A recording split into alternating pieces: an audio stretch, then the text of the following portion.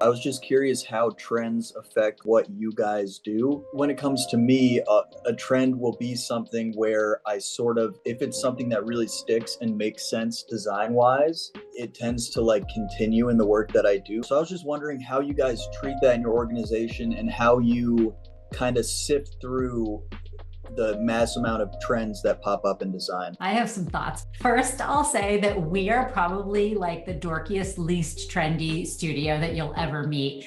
And there's actually a reason for it. It's not that we don't get excited for trends, which we do, but I think that the focus should always really be on what's going to meet the client goals and what's going to help the client stand out and differentiate. So especially with trends, we find that depends on what industry you're talking about, but sometimes it's actually really good to avoid them or follow a trend that's like really active in a completely different industry, just so you don't end up in a sea of sameness. So like some of the trends that we're seeing right now, they either don't feel appropriate for our clients, or we see like overused to the point that it's like, how many more gradients can you possibly fit in one piece? But at the same time, I think that if we find a trend that feels really on point with a client that meshes with their message and their personality, like we will totally go for it. But trends also muck with, and I don't know if you found this, trends can totally muck